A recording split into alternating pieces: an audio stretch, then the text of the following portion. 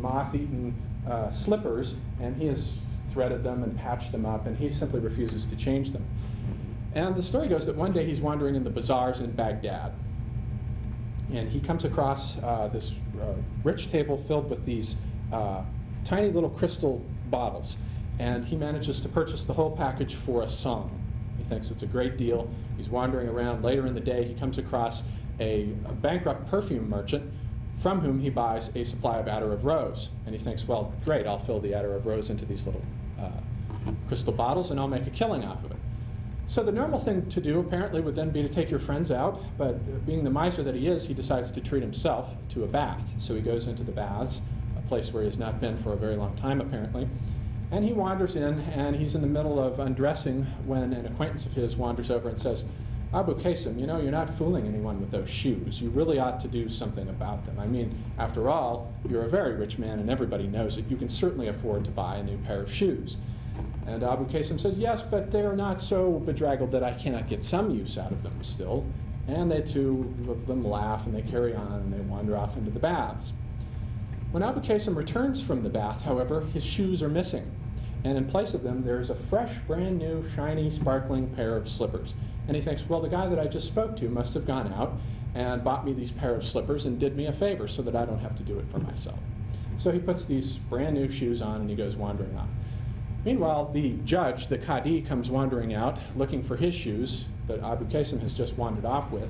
And in place of his shoes now are Abu Qasim's dirty, filthy old slippers. And of course, everyone knows whose slippers they are.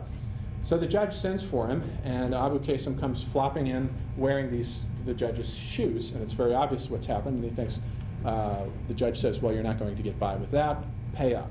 So he collects a certain amount of money from him, gives him the slippers back. Abu Qasim wanders back home to his house, and he happens to be living in a house that's overlooking the Tigris River.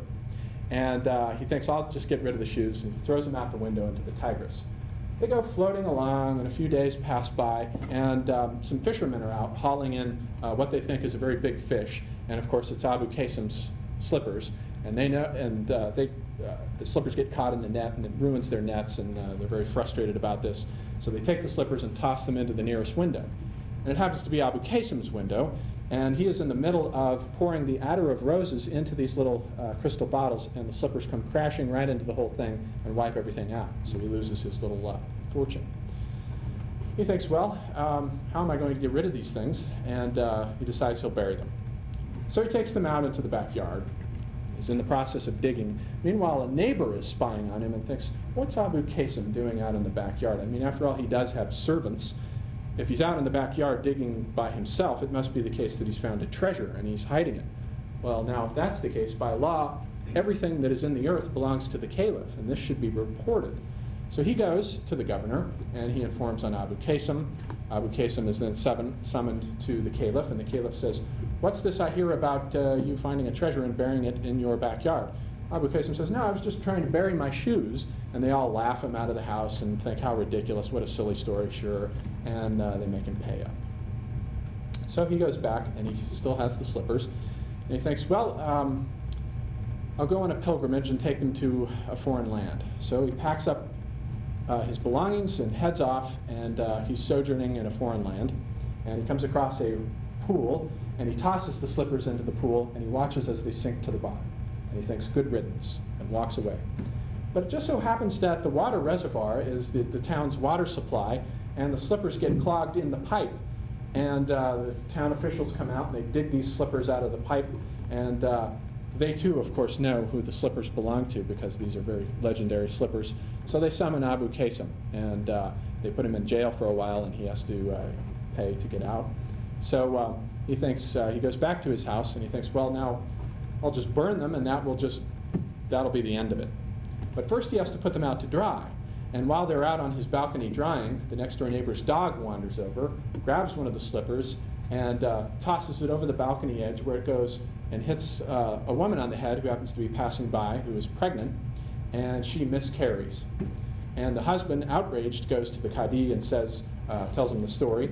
Abu Qasim is summoned once again and has to pay a ridiculous fine for this. Finally, he's reduced to the status of a beggar. He has lost everything, all his possessions, everything that he owns, as a result of these slippers. And finally he beseeches the caliph and says, please no longer hold me responsible for anything that happens to these slippers. This is all I want to do with them. And the judge laughs about it, but he grants Abu Qasim his request.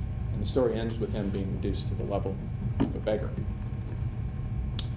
So, does anyone have anything to say about that? Does anyone have any kind of feedback or any kind of...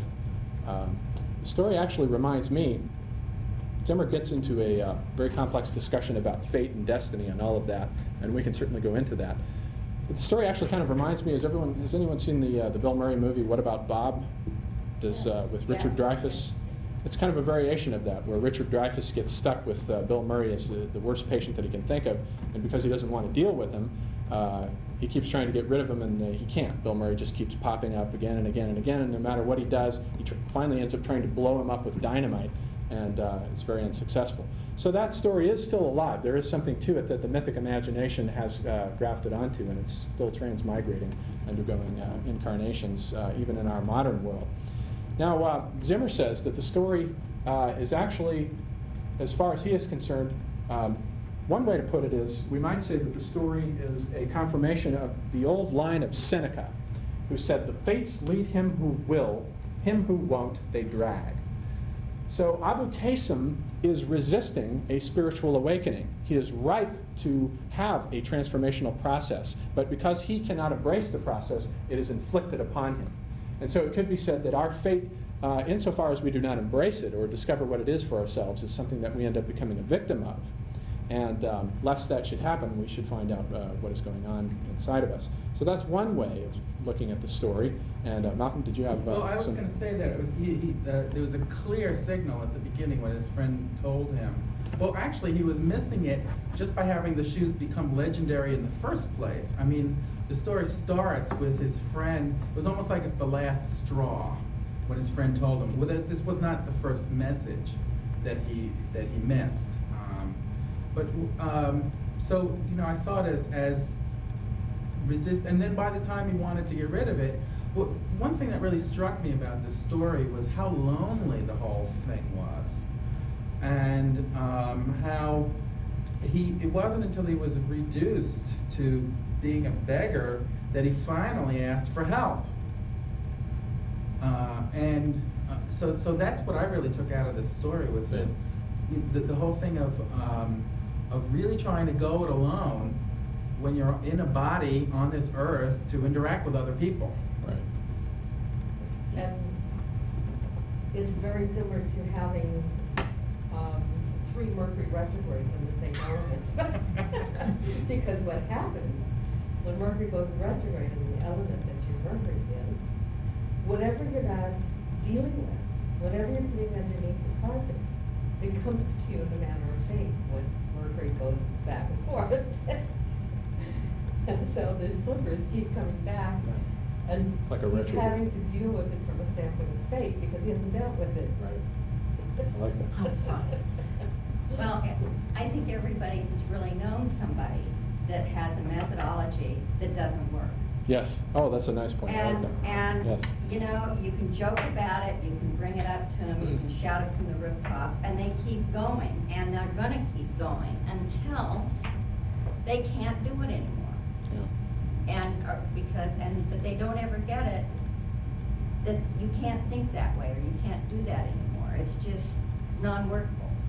So they have to, it's almost like a piano has to fall them before they go, oh, this doesn't work anymore. It's worse when it happens to me. So you always go to your Mars Neptune line. Right. Well, you know, I have that. It really does ring a bell for when something is knocking on my head, and I finally get it. I feel like this guy who's been reduced to beggar has finally said, "Oh, please don't hold me responsible for this anymore." And it's supremely embarrassing. But he was avoiding social things all along, and the embarrassment was the least of it, of what he was avoiding, Yeah. as far as social sanction or what he perceived to be a social problem, which was